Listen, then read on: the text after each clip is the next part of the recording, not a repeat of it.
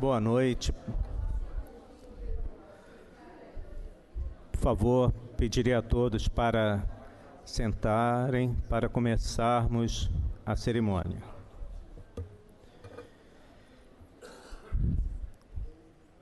Cumprimentando as senhoras e aos senhores, cumprimentando a bancada acadêmica, dou início à solenidade para a outorga do título de Honorário Estrangeiro ao professor Dr. Michael Marmot. Em primeiro lugar, quero convidar para compor a mesa o ex-presidente acadêmico Pietro Novellino.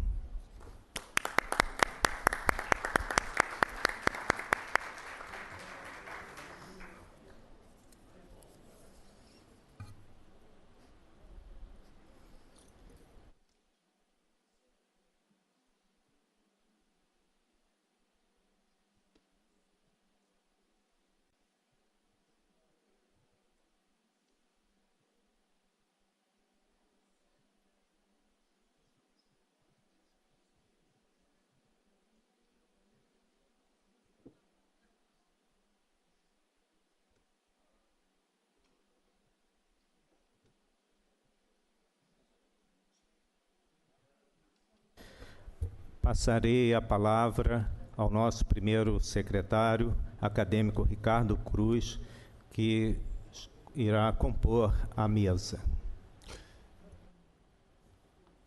Senhor presidente em exercício, acadêmico Antônio Egídio Nardi, ex-presidente Pietro Novellino, senhores acadêmicos que compõem a bancada na noite de hoje, ilustres convidados, senhoras e senhores, eu gostaria inicialmente de convidar para a mesa, para estar conosco, o cônsul-geral do Consulado Britânico, Mr. Simon Wood.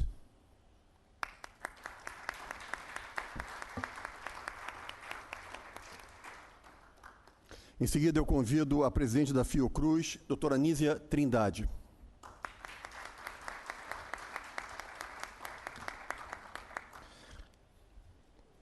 Eu convido o diretor da Abrasco, Dr. Guilherme Franco Neto, representando o presidente, o Dr. Gastão Wagner. Associação Brasileira de Saúde Comunitária. Gostaria agora de convidar a doutora Hélia Molina, ela é diretora da Faculdade de Ciências Médicas do Chile, ex-ministra da Saúde do Chile.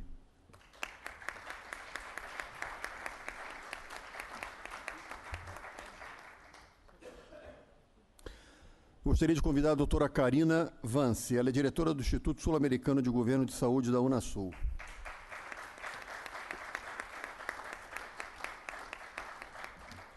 E, finalmente, eu gostaria de convidar o acadêmico Paulo Buas, ele é o diretor do Centro de Relações Internacionais e Saúde da Fiocruz.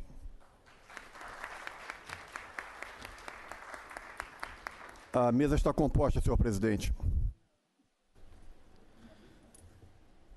Obrigado, acadêmico Ricardo Cruz. And now I would like to invite Sir Michael Marmot to come close to here to give you the medal and the certificate.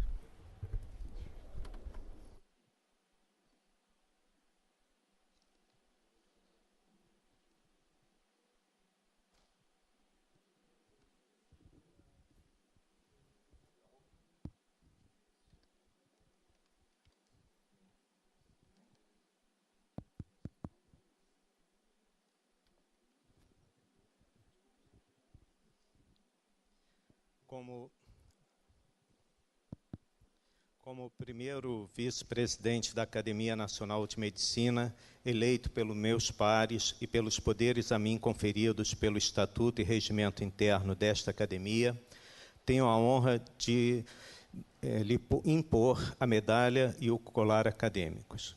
Seja bem-vindo, honorário estrangeiro, professor Sir Michael Marmot.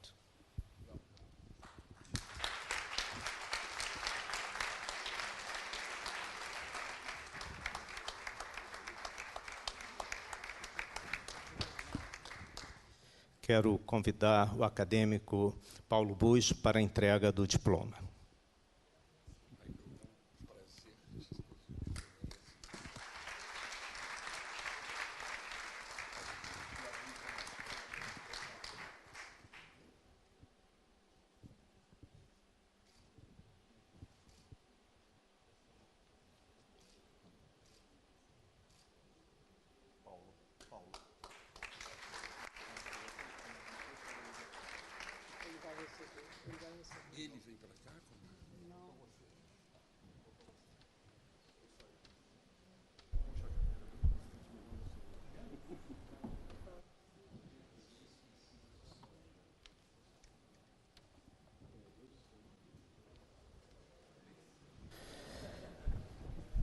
Agora quero convidar o acadêmico Paulo Bus para saudar o novo honorário estrangeiro.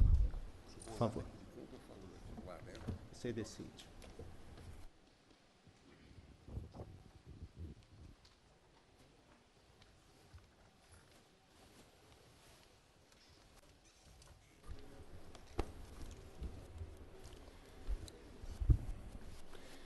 Boa noite a todos. Senhor presidente, eu gostaria de falar em português, mas me obrigo a falar o meu não tão castiço em inglês, porque o nosso convidado possa entender as mensagens e a minha fala. Dear academic and friend, President of the Academy, Vice President of the Academy of Medicine of Brazil, Excellencies, other members of the Board of Directors of the National Academy of Medicine, honorable participants of the board of this work, whom I especially salute in the person of the president of my institution, the Oswaldo Cruz Foundation, Professora Doutora Anísia Trindade, dear academic confreres, dear visitors who come to distribute to our honorary foreigner, ladies and gentlemen, dear master and friend, Professor Dr. Sir Michael Marmot, it's my great honor and satisfaction that the National Academy of Medicine receive you tonight as the new honorary foreign of the institution.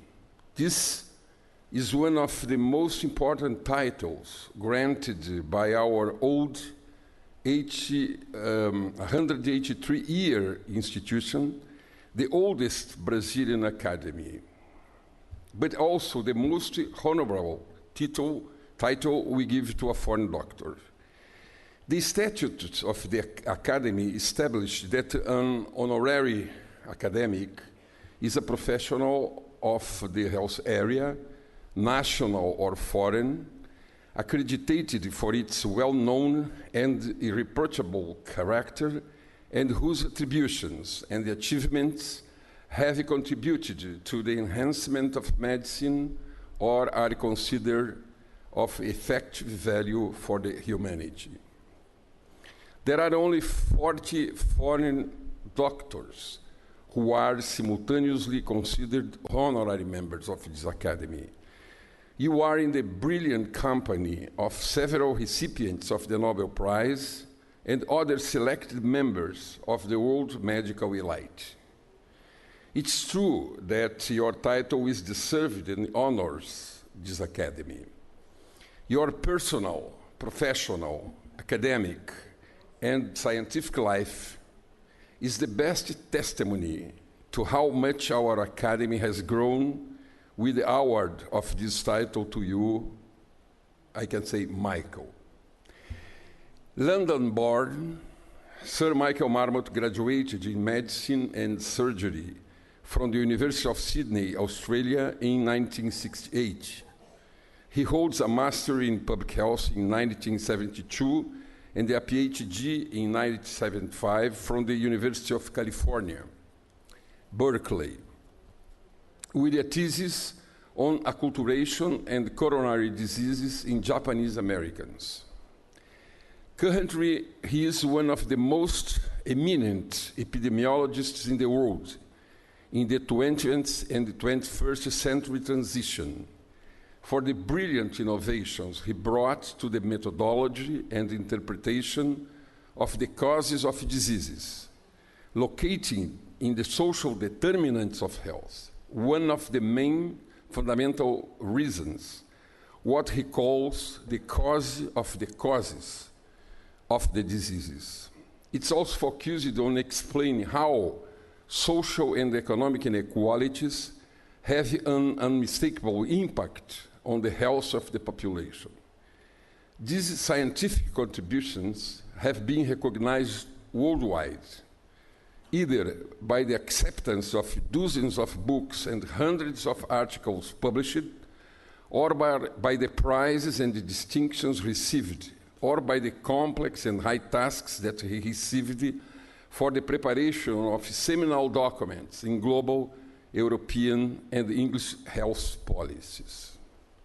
Sir Marmot is one of the world's most prominent academic leaders in this country, in the European continent, and in the global level, either as a professor at the University College in London, where he founded and runs the Institute of Health Equity, or as chair of the Global Commission on Social Determinants of Health of the World Health Organization between 2005 and 2008, the English Commission in 2017, and the European Commission in 2016 on the same subject. And currently, he is chair of the Commission on Equity and Inequality in Health in the Americas. He is currently director of the Institute for Equity in Health at University College London. Professor Marmot has been leading research groups on health inequalities for over 35 years. He was chairman of the Commission on Social Determinants of Health, under which the recognized, influential, and quoted report, Closing the Gap in a Generation, was published in August 2008. He was invited by the British Prime Minister to prepare a report on inequalities in health in his country in 2009. In 2013, he was invited and led a consortium that produced a report on health inequalities in the European Union. In 2006, with his decisive contribution, the Brazilian government instituted the National Commission on Social Determinants of Health, which was led by me and fully supported at the end by the then Minister of Health of Brazil, today the academic José Gomes Temporão. Marmot leads the English longitudinal study of aging and is engaged in several international research efforts on the social determinants of health, including in Brazil.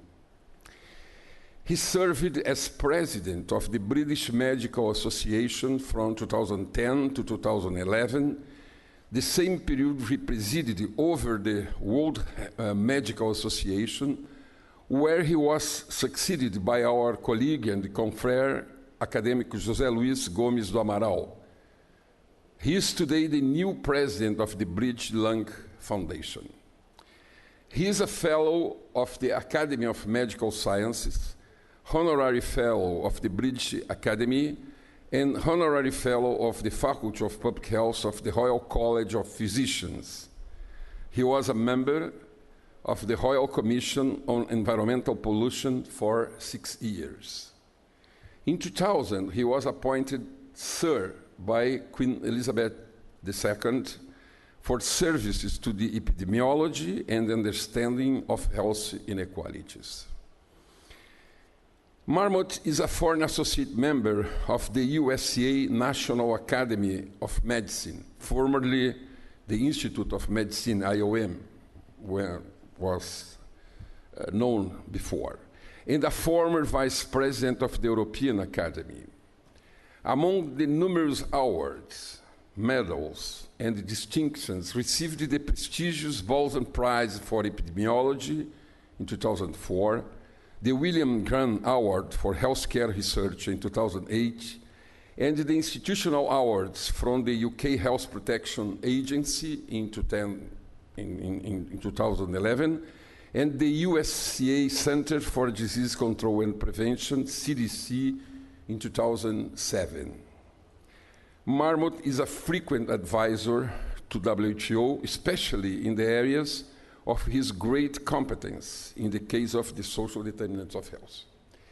Marmot initially conducted innovative epidemiological studies on cardiac and cerebrovascular diseases, showing relationships with life habits, including food.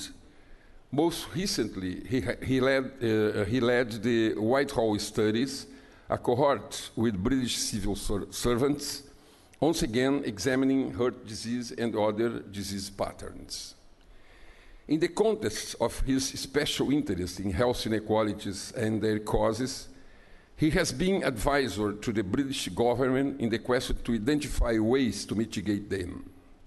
In 1998, he served in the Scientific Advisory Group on the United Kingdom's Independent Health Inequality Survey, which was chaired by Sir Donald Acheson, the former Chief Medical Officer of the United Kingdom. He has published dozens of books of remarkable acceptance, such as Status Syndrome and The Health Gap in 2015, among many others. Ladies and gentlemen, dear confreres, dear Michael, our new foreign honorary, do not want to tire you more with this almost inexhaustible list of works, titles, honors, and university awards of our honoree. I just want to assure you that you are paying homage today to a man of culture and science, a humanist of the noblest causes of health, who honors to receive this title, and you honor it wherever he is, in his interminable walks around the world, urging that health is a true source for the peace, harmony, and happiness of human beings. Sir Michael Marmot, the new foreign honorary of the National Academy of Medicine of Brazil, for the honor of academics and all Brazilians. Welcome to our Academy.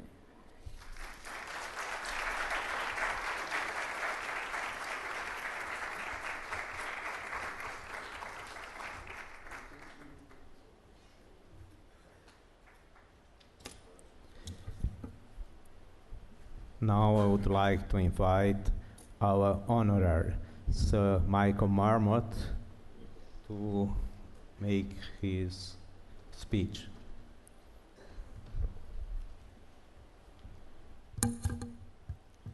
I have to say, this is an absolute pleasure to receive this honor, and particularly because it's an honor from Brazil.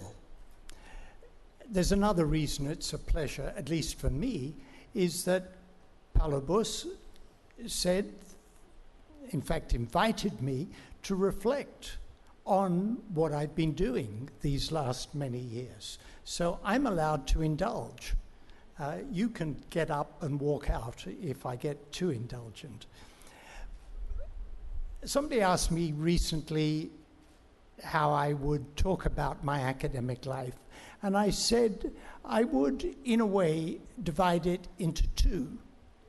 One is what I spent most of my academic life doing, which is research. And I defined myself very much as a research scientist. That's what I did. But the second part is very much trying to use the best evidence to influence policy and practice. Brazil corresponds almost perfectly to the cusp of those two. Not that I've divided it into two, because the science continues, but as I said to some colleagues this evening, my first visit to Brazil was in 2005. Now I came twice. The first visit was to a preventive cardiology meeting where I was talking about science. The second, I was getting an award. I'll tell Paulo afterwards which one he missed out, but I was getting an award at a meeting in Rio, and Paulo Buss said, please come to Fiocruz and talk to us about the WHO Commission on Social Determinants of Health, which was beginning in 2005. Now, I'm a careful scientist. Correlation does not equal causation. But the fact that, as it were, my transition from pure research to trying to use the best evidence to influence policy and practice neatly corresponded with my first introduction to Brazil. And in fact, I lost count with Dr. Galvao and I were standing on the sidewalk, and I was trying to think how many times I've been to Brazil since 2005, and I lost count at about 15. So I've been many times. Don't ask me to speak in Portuguese, but I have been many times, and Brazil is an important part of my life for the reasons I've just been laying out. So it is a particular honor to receive this from this prestigious, august, historical academy. And now the indulgence. I started my epidemiological research in Berkeley, California, on heart disease at a time when genetic approaches to heart disease were getting really serious. They were taking off. And my PhD was on a study of men of Japanese ancestry living in Japan, Hawaii, and California. And as the Japanese migrated across the Pacific, the rate of heart disease went up and the rate of stroke went down. Now, if you had a genetic explanation for that, if you thought maybe the people who became migrants were genetically different from the ones who stayed at home, and that genetic predisposition to migrate was linked to the genetic predisposition to heart disease, you'd have to have a hypothesis that not only did the genetic predisposition determine the fact of migration, but it determined the distance traveled, because the Japanese in Hawaii had rates of heart disease that were intermediate between the Japanese in Japan and the Japanese in California. A simpler explanation was that it wasn't genes, but it was environment. What aspect of the environment was what I did my PhD on, and I had evidence that it related very much to Japanese traditional society. The Japanese in California that lived in more closely knit, cohesive communities had lower rates of heart disease than those who were more assimilated. This dialectic between genes and environment, of course, continues. A few years ago, Sir John Bell, who's the Regius Professor of Medicine at Oxford, rang me up and invited me to do a public debate with him. He said he would take the view that understanding of the genome would change the practice of medicine, precision medicine. And he invited me to take the alternate view that understanding of the genome didn't make much difference to improving the public health. And the fact that he wanted to have a public debate meant he was going to take one side, I was going to take the other side, but the fact that he wanted it debated at Oxford University was he thought that my side of the debate should be heard. So he went first, and he said there are 4 different types of diabetes genetically, different biochemical pathways, different genetic predisposition. And when we understand the difference of those 4 types, we will be able to treat them differently. And the understanding of the genome has made that possible. And I went next, and I said, it's like Paganini. It's like listening to a brilliant violinist play impossibly difficult pieces on the violin. It's dazzling in its brilliance, but it's more or less totally irrelevant. I said, twin studies show that obesity is between 60% and 80% heritable. And I could see some of the geneticists in the audience nodding. Good epidemiologist, this man. He understands the genes are the most important thing. But, I said, if you look at obesity in Indians in India living in a rural village, mean body mass index about 18, and then compare it with obesity in Indians living in West London, mean body mass index 28, you could say that obesity is 80% environmental. So now we can explain 160% of the variance. It's 80% genetic, it's 80% environmental. We can explain 160%. It's nonsense. The importance, if you control the environment, which twin studies do, the surprise is that it's not 100% genetic. If you control the genes, it should be 100% environmental. It depends on the circumstances. And then I showed graphs that you've probably seen, obesity levels by state in the United States from 1985 to the present, and the color represents the prevalence of obesity, and it goes from pale blue to beige to yellow to orange to deep red. And as you show these graphs one after another, as the map of the United States turns from pale blue to red, more than 30% prevalence of obesity, everybody, including me, goes, ah! It's jaw-droppingly ghastly. And I commented, it's amazing how quickly the genome can change in the United States. I don't know which type of diabetes will follow that epidemic of obesity, but there will be an epidemic of diabetes that follows the epidemic of obesity, whichever of the 4 subtypes it is. And if we want to do something about the burden of diabetes in the population, we have to do something about the burden of obesity. And now, when we look at the distribution of obesity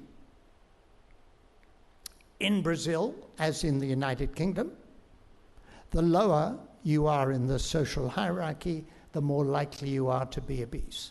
And I've said in Britain, we will not solve the obesity problem until we solve the inequality problem, whatever your genetic understanding of obesity. But then when I went to the United Kingdom, back to the UK, I started working on the Whitehall study of British civil servants, and I was doing it as a researcher. What we found, the lower people are in the employment hierarchy, the higher the mortality, and the shorter the length of life. Now remember, the British civil service excludes the richest people, no bankers, no hedge fund managers, no Jeff Bezos or what's his name, Gates, and it excludes the poorest because they're all employed. And yet, people second from the top have higher mortality than people at the top. People third from the top have higher mortality than people second from the top, all the way from top to bottom. That finding of the social gradient in health has turned out to be remarkably robust. We find it everywhere. The importance, firstly, is scientific, because if it's not simply, as if it were simple, poverty and ill health, poverty not simple, but conceptually relatively simple, if we could eliminate poverty and eliminate inequalities in health, that's not such a difficult task conceptually. It's a difficult task politically, socially, economically. But inequality, which is what the gradient is about, is different. The gradient involves everybody below the very top. Perhaps not the august members of this academy, arguably at the top, but everybody below you, everybody is involved. The gradient involves all of us. It means improving society and reducing inequality.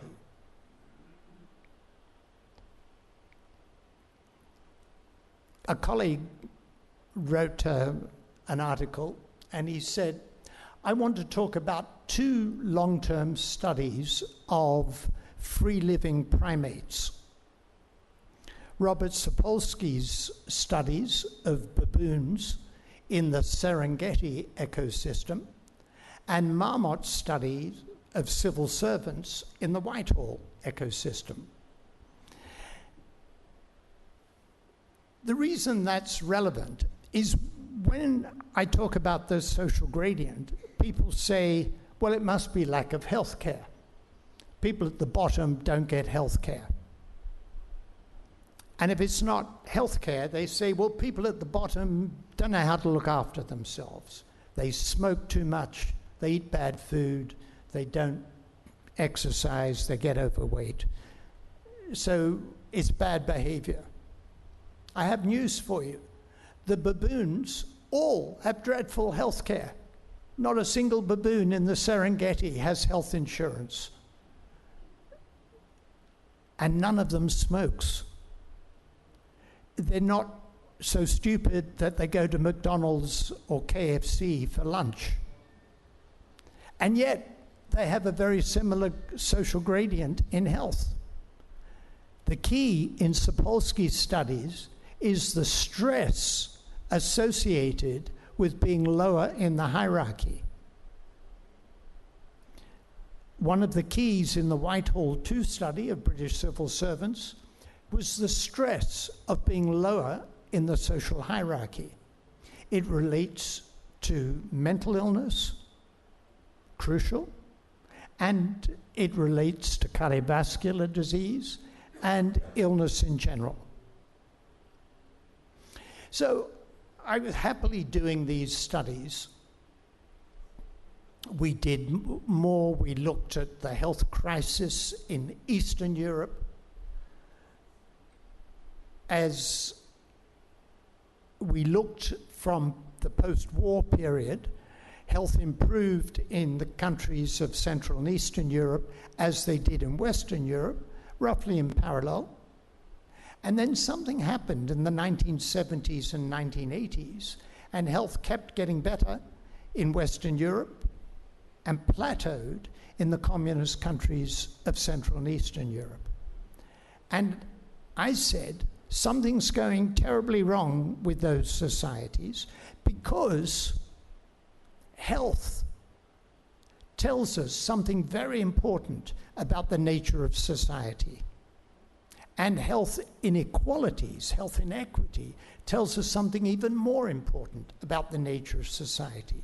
So I, quote, knew that the communist countries of Central and Eastern Europe were not meeting the needs of their populations. And I knew that because their health had failed to improve. And in fact, in the Soviet Union, life expectancy was even declining. And then communism collapsed. And the sick joke in Eastern Germany was the worst thing about communism was post-communism, because health got worse. But in the Czech Republic, Slovakia, in Hungary, in Poland, in Eastern Germany, after the initial collapse of communism and health getting worse, it improved, although health inequalities increased. But in Russia, it failed to improve. In fact, the excess mortality in Russia in the 10 years after the collapse of the Soviet Union was of the same order of magnitude as the mortality in the Ukrainian famine in 1932. About 7 million extra deaths. The Ukrainian famine was just under 4 million extra deaths. And that got me thinking, yes, I've been doing research on these really fascinating questions, but if I think that health and health inequalities are telling me something important about the nature of society, shouldn't we be doing something about it? And one thing led to another, and I then began to chair the WHO Commission on Social Determinants of Health, with the idea that we should use best evidence to inform policy and practice on the social determinants of health. Something I think that we must all think about as academics. On the one hand, the reason we became doctors was because we wanted to work in the service of others. That's what got us into medicine. We wanted to help sick people get well. And those of us who went into public health wanted to prevent illness for the population. But we're academics, flawed individuals with ambitions, wanting to publish papers and get our name in lights. And that has bothered me my whole life, that I'm as flawed as the next person. I like to publish papers and have people talk about it. I came across this quote from Gandhi, Mahatma Gandhi, which some of you may know. Gandhi said, "I will give you a talisman. Whenever you are in doubt,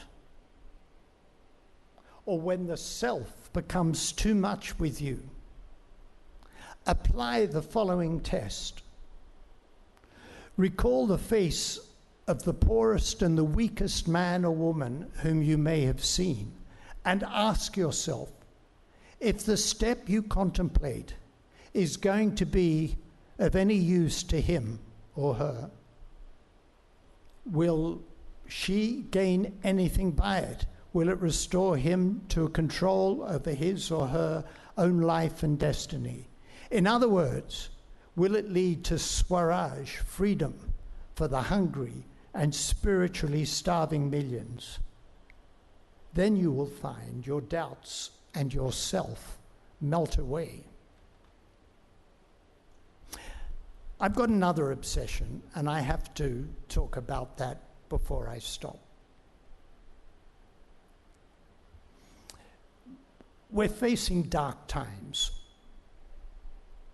We can have a debate later whether the dark times you're facing in Brazil politically are better or worse than Brexit in the UK.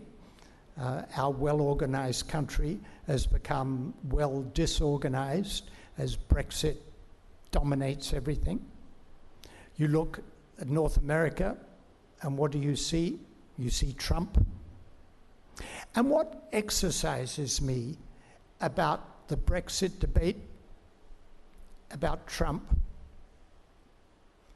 is the lack of respect for the truth. I'm going to do the unpardonable now and quote a paper I wrote. I wrote a piece in The Lancet last year, and it began last year, sometime between the Brexit vote and the election of Donald Trump. I went into a London bookshop and I asked for a book on bullshit. The Lancet published that, I'm pleased to say. I went into a London bookshop and asked for a book on bullshit. And the clerk said, "We have a lot of those here," and directed me to the politician's memoirs. And I said, no, you misunderstand. Easy mistake to make given the times. I wanted the book on bullshit by Harry Frankfurt, Emeritus Professor of Philosophy at Princeton. In 1985, when he published his paper, Frankfurt said there's a lot of it about. It's tempting to think there's a lot more of it now, but I found that Machiavelli talked about lies in organizing affairs in society. So it's gone on for a long time, but it does bother us. Frankfurt makes the distinction, being a philosopher, between the liar and the bullshitter. The liar knows the truth and is trying to distract you from it. The bullshitter is trying to distract you from the fact that he doesn't care what the truth is. It's irrelevant. And I've spent quite a lot of time parsing some of our politicians' utterances to decide whether they're lies or bullshit. But either way, it's pretty depressing. Ask yourself, what is the worst sin that a scientist can commit, qua scientist? And the answer is lying. Stealing somebody else's ideas is reprehensible, but it shows respect. Wow, that's such a good idea. I wish I'd thought of that. I'm going to pretend I did. So that's reprehensible, but it shows real respect. But lying, the whole enterprise collapses. We can't proceed. If you can't trust what somebody puts in a scientific paper, then we can't proceed any longer. If I advise government to reduce child poverty in order to reduce health inequalities, it's because I'm utterly convinced by the evidence that child poverty is bad for health and health inequalities. If a patient is told by her doctor, take this pill, it'll reduce your likelihood of having a recurrence of your breast cancer, she's entitled to believe that's based on the best evidence. Everything else is chaos. And yet we're confronted with these politicians who think that the truth has no currency at all. It's light outside. You think, no, it's dark. No, it's light outside. You're mistaken. It's light outside. How can we function? I have good news. In Britain, there's a survey that's done regularly, the Veracity Index. The question that the surveyor asked the general population. Now I'm going to read you a question, and I want you to tell me if you trust the person that I'm going to mention, if you trust that person to tell the truth. I'm going to read you different types of people. Number one, nurses, trusted by 93% of the population to tell the truth. Nurses. Number two, doctors, trusted by 91% of the population. Number three, teachers, trusted by just under 90. Number four, judges. Number five, scientists. No prize for guessing who brings up the rear. Politicians, trusted by 14%. Government ministers by 20%. Journalists, 24%, just behind real estate agents. We, nurses, doctors, scientists, teachers, have earned the trust of the public, and rightly so, because what we do is based on the truth, is based on our respect for the evidence. We are on the side of the angels. And as this horrible world swirls around us with people lying and cheating and goodness knows what, let's cling on to the fact that we in the health professions, we in the teaching professions, we scientists have real respect for evidence. And those of us in the medical professions, the caring professions, are dedicated to helping others, individuals, communities. We are in pursuit of social justice, using the best evidence to create fairer, more just societies. I had the honor of sitting next to President Bachelet of Chile at lunch today, which reminded me that when we launched the WHO Commission on Social Determinants of Health in Santiago, I quoted Pablo Neruda. And let me quote him again now and invite you to rise up with me against the organization of misery. Thank you.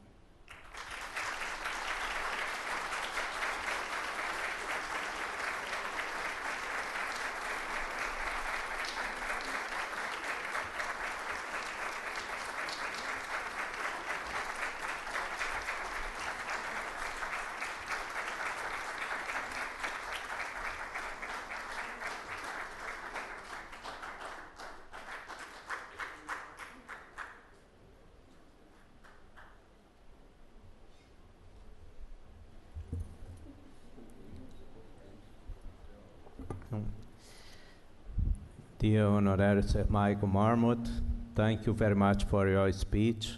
It is a pleasure for me to be in charge today to give you the honorary position in our academy.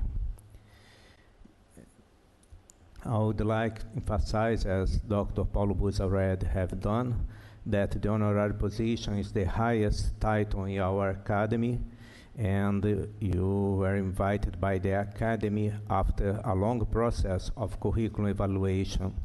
And due to your impressive work in epidemiology and determinants of health, we have the pleasure to have you as an honorary. So, welcome to our Academy.